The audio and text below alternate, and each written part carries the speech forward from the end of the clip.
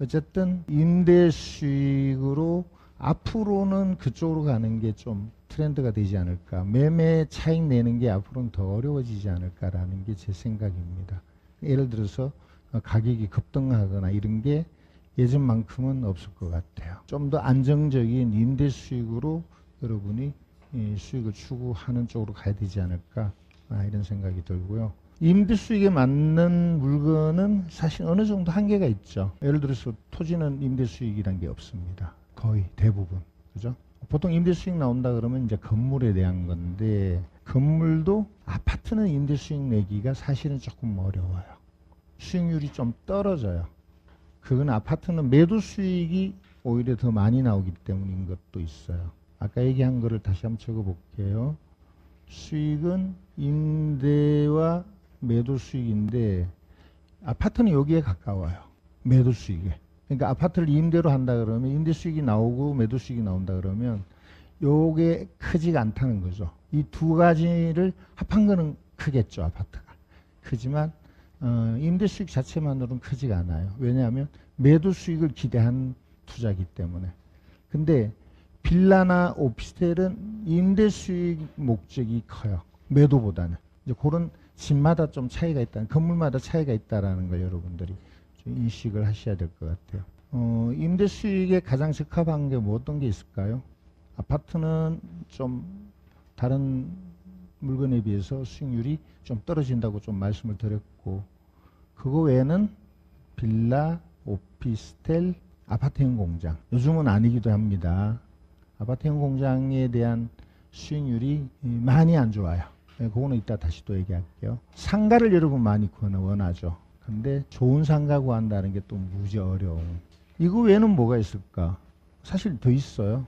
다가구 주택이나 뭐 걸린 주택 또는 빌딩, 꼬마 빌딩 이런 것도 있을 수 있는데, 일단 요 다가구나 걸린 주택이나 이 꼬마 빌딩 이런 쪽으로 가면 역시 매도 수익을 원하는 부분도 있기 때문에 임대 수익률 자체는 크진 않다라는 거.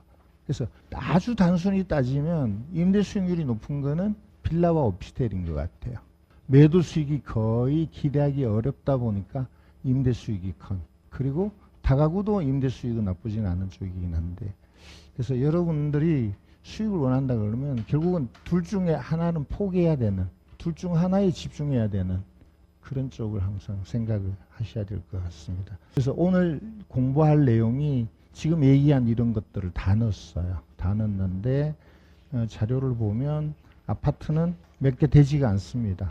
거의 아파트 수익 나오는 거는 내 마음에 드는 게 거의 없었습니다. 그래서 임대 수익 해당되는 거는 뺐죠. 3개 정도가 넣었는데 1페이지에 그렇게 수익률이 뭐 좋다라고 보기는 어렵습니다. 거기에 비해서 오피스텔이 좀 많아요. 오피스텔은 사실 제가 적극적으로 권하지 않는다는 말을 여러 차례 말씀드렸는데, 그럼에도 지금과 같은 때는 오피스텔을 또 해야 됩니다. 제가 이 지역을 보면요, 수도권보다는 지방이 많아요. 그러니까 일일이 찾아서 검토해서 골라낸 거라서 수익률이 좀 다르다는 건데, 여러분들도 그만큼 이제 오피스텔은 임대용으로 좋아? 나빠? 이렇게 단순하게 판단하지 마시고 지방의 오피스텔이 수익률이 좋은 게 있을 수도 있다. 그래서 끈질기게 찾아야 된다는 거죠. 예를 들어서 구미 거가 제가 검토해 보니까 나쁘지 않았는데요. 구미가 사실 투자성이 좋은 동네가 아니거든요. 지금 집값 떨어지고 여전히 공급이 많고 구미 공단은 그렇게 잘 돌아가는 쪽은 아니에요. 그럼에도 이 오피스텔은 수익률이 나쁘지 않겠다 이런 생각이 들었고, 또 가격이 저렴해서 되게 가벼웠어요.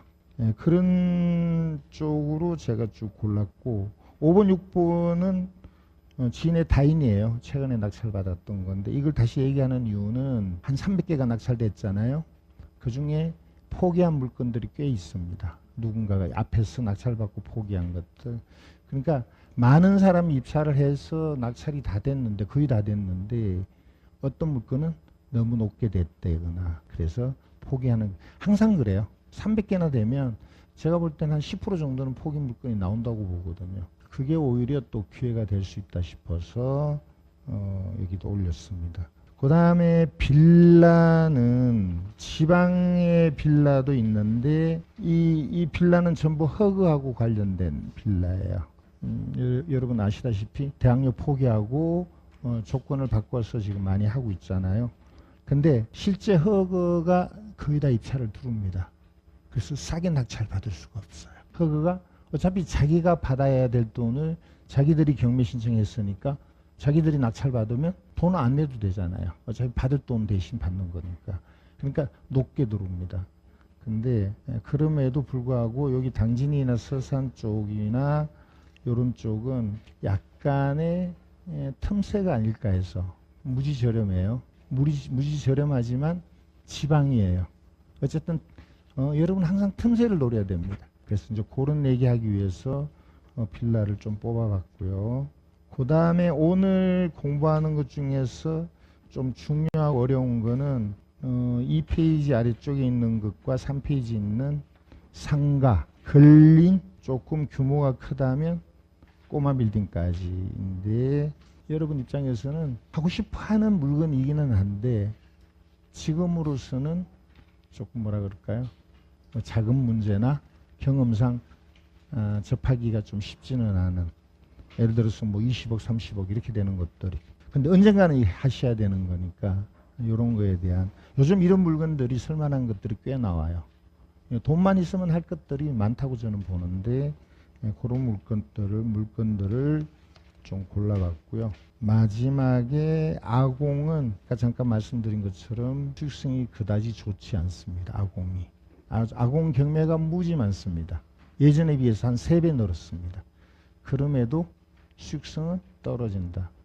그 이유는 뭐 뻔하죠. 공급이 너무 많다.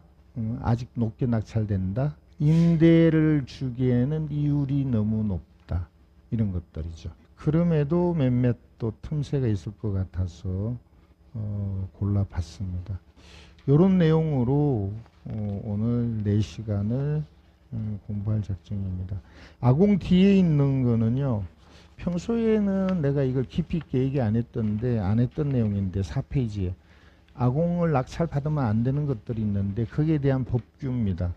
이참에 그 내용을 여러분이 좀 알아두셨으면 해서 올렸습니다. 자, 그러면 아파트부터 한번 볼까요?